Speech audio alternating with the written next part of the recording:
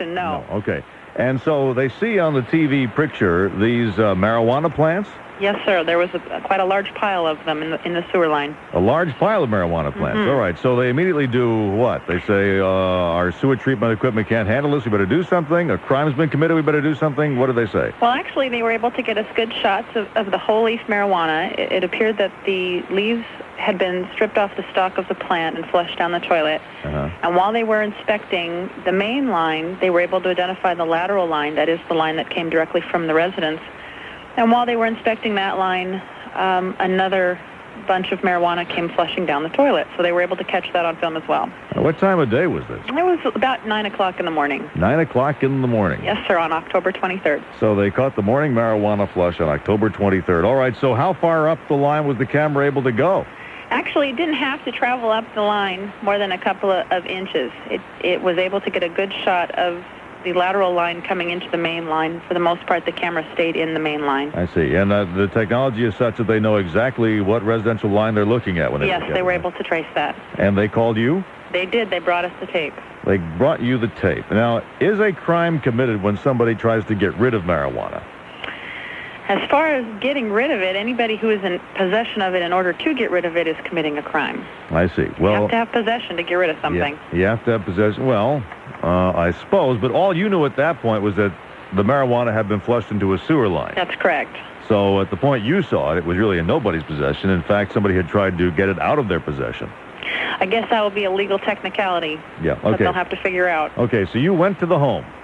We did. An officer contacted the homeowner, or the resident at the home, and the resident of the home consented to a search of the property. Did you say at the time you contacted the resident that they had pictures of the sewer line? Yes. You did. So yes. They knew exactly what they were in for, huh? They knew where we'd gotten our information. Okay, and so you searched the property and you found 29 plants. 29 plants. And 430 grams of cultivated marijuana. And 430 grams of the cultivated stuff. And this was apparently not for medicinal use. I guess that is not a determination that we would make, although if it is for personal use or medicinal use, it is an extraordinarily large amount. Yes, right. That's true. Most likely safe to say that that's not the case. The homeowner did not offer a doctor's permission slip then? That's correct. Okay. So what happened to the person? Were they arrested right there? Our officers finished the search of the house and seized the things that I mentioned, as well as several items that are used in the growing operation. And that person, I believe, faces arraignment today in Pierce County Court on charges of 1 count of unlawful manufacture of marijuana and 1 count of possession with intent to deliver. Okay. Those are pretty serious. Those will get you in jail. Felony charges, yes, sir. Those are felonies. Okay. Is this the first time you know of that the police department has discovered a marijuana growing operation by searching the sewer plant? As a result of that search, yes, sir. Do you think They're very unusual. In the fact that it paid off this time, will you be looking for more tapes from the Public Works Department? That's certainly not the reason for the taping, so I guess that remains to be seen, but that's not the purpose of the taping. Okay. Thank you, Shelby, very much. You're very welcome, Dave. Bye-bye. Take care. Shelby Farragher of the Puyallup Police Department. So I guess it is pot grower beware. How do we feel about this? Let's just think about this among ourselves, staff. I mean, here's a person who was flushing marijuana leaves down the toilet, which is not a good thing from the point of view of a sewer line, to be sure. But should this be something that gets you in trouble? There apparently was no independent investigation going on that would have tipped the police off to this person. There were apparently no complaints about this person, as there might have been had the person been running a meth lab, for example. I mean, there are apparently no complaints about a large amount of traffic outside the home or any other things that are sometimes associated with somebody who's got a sales operation going on. So there's no neighborhood complaints. There was no ongoing drug investigation. This person was simply very unlucky to have flushed the marijuana down the toilet at the very time the sewer cam was in the neighborhood. Should this person be going to jail? See, that's my question. I've just finished talking to Tim Eyman, who's going to propose a couple of initiatives which will probably get signed, probably be validated, probably go to the legislature. probably be adopted. But you're going to make the state cut taxes, while at the same time maintaining, let's see, schools, roads, prisons, and services to vulnerable children. And yet at the same time, we are spending money to arrest and eventually incarcerate people who were discovered flushing marijuana down the toilet by the sewer can. In my humble opinion, if there was anything that I would stop spending money on, that would be it. That would be it. Inspect the sewers, make sure there are no cracks. If somebody is flushing vegetation or small appliances down the sewer line, fine them for it. But the idea that this person is now occupying a cell in the jail strikes me as a waste of my taxpayer money. And I'm just wondering whether you agree or not. Yesterday I was saying something similar about the crackdown on Sudafed as an attempt to get at the meth labs. And I got an email from Mary Lou in Tacoma, who said, I was certainly disappointed in your put-down of the Tacoma City Council regarding their efforts to control the alarming increase of meth labs in their city. My son is a hazmat firefighter. He responds to at least 2 calls per day to assist the police in meth lab raids. It is the firefighter who go in first to secure the area so police can enter. Maybe you need to ride along with them sometime to see firsthand this most dangerous of operations. Not only to the people that use them, but innocent people living next to the lab houses that have lost their homes to the explosions and fires that occur when the meth lab becomes unstable. Pardon me if I don't consider being unable to buy more than 3 bottles of a cold remedy at a time to be more important than the lives of the people who buy the meth, the police, and the firefighters who risk theirs to stop this rapidly growing nightmare. I have all the sympathy in the world for firefighters and police officers. This is me speaking now. I have all the sympathy in the world for firefighters and police officers. I'd like to see them never have to go and close down a meth lab. One of the reasons they have meth labs, though, is because the other drugs that can be manufactured more benignly, in a more benign manner, have been prohibited.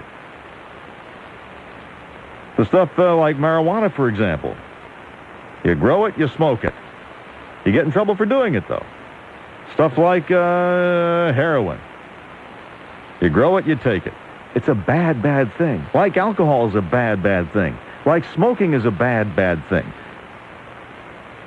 But unless you run over somebody while taking the bad, bad thing, unless you assault someone or commit a crime while taking the bad, bad thing, we don't house you at public expense behind bars for taking the bad, bad thing.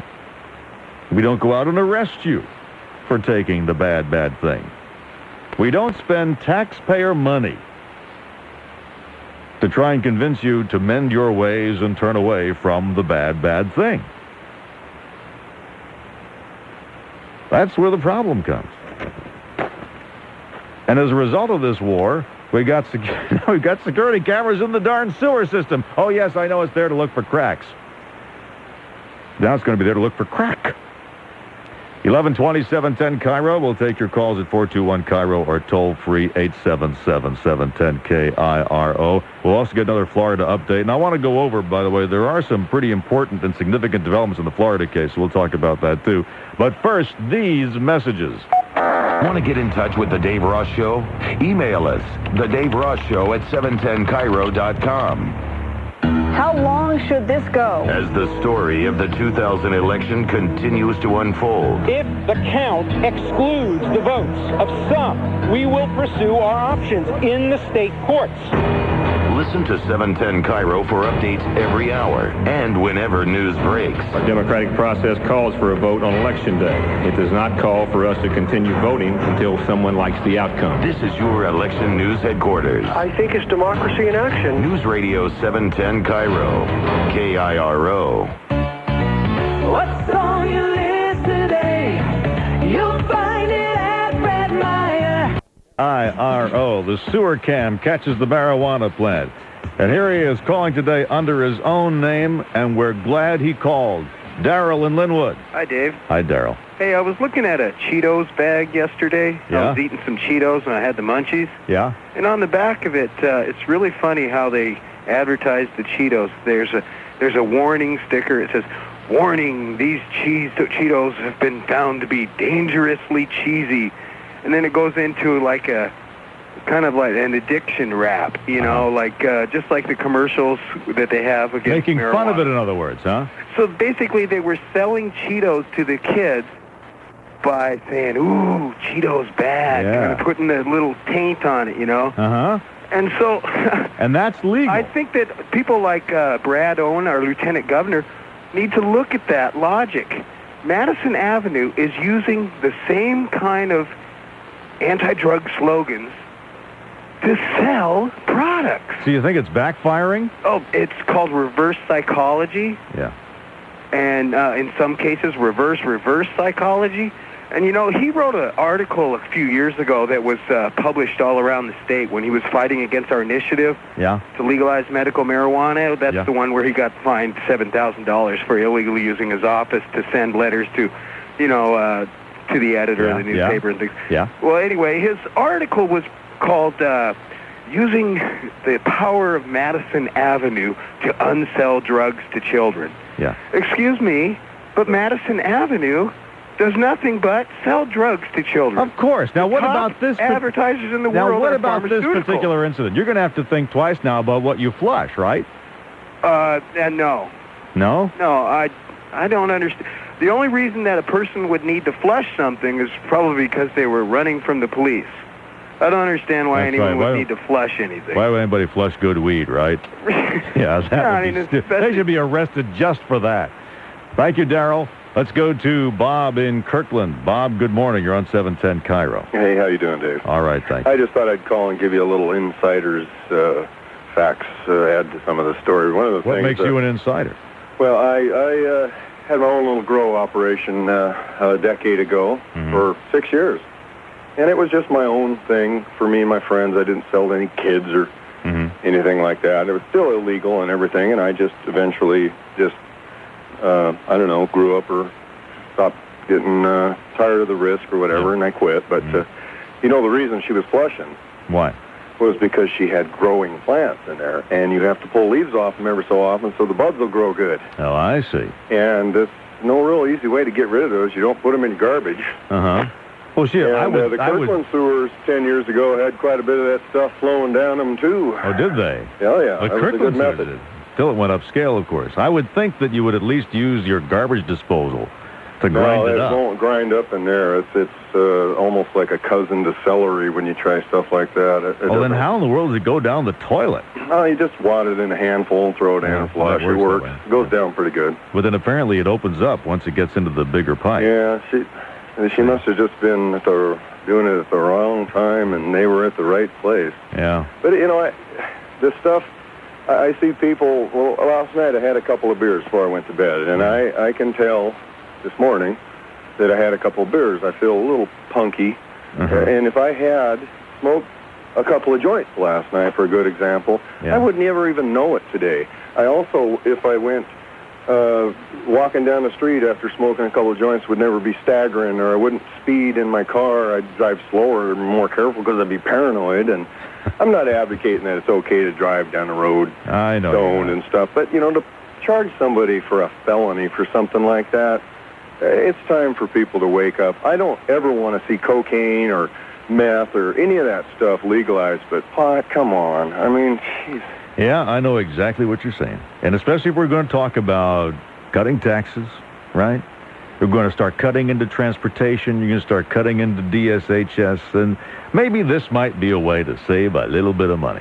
1129, 710 KIRO and 710 KIRO. KIRO. Real-time traffic. Here's Sarah Johnson. Here she is. Sarah Johnson. Here she is. Why don't you play the weather instead then, Tony? Everywhere as we head towards this afternoon. High temperatures today getting into the mid-40s.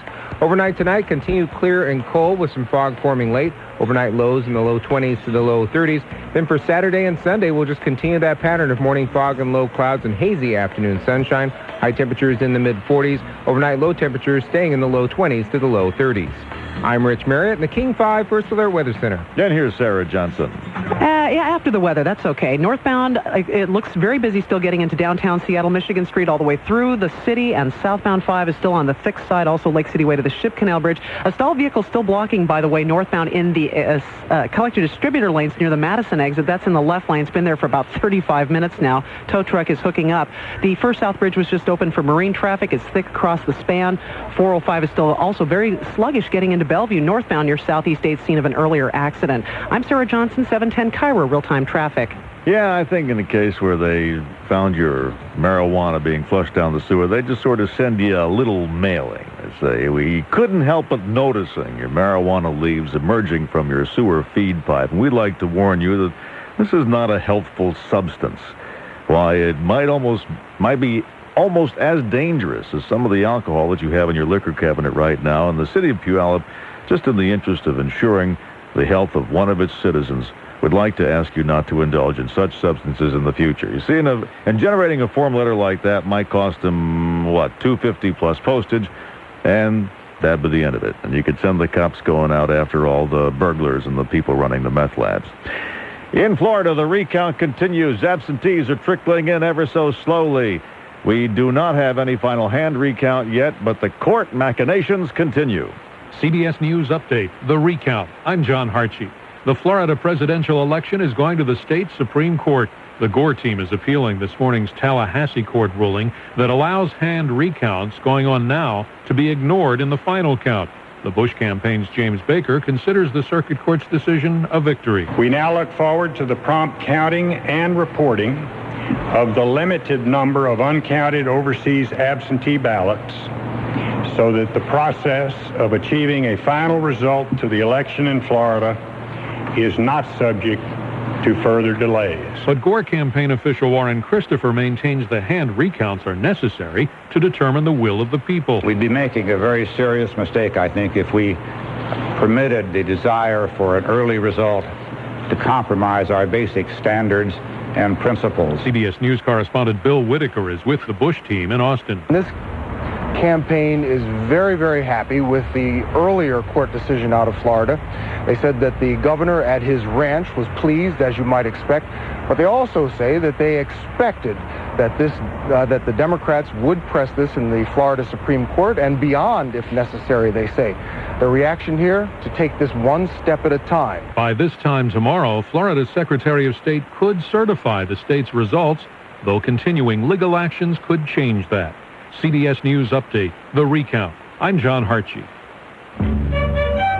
Think of all those great Thanksgivings of your childhood, of helping Mom in the kitchen, a pumpkin pie cooling on the counter, and Dad basting the turkey one last time. Of course, when it comes to keeping those traditions alive for your own family, there's just no substitute for the best ingredients.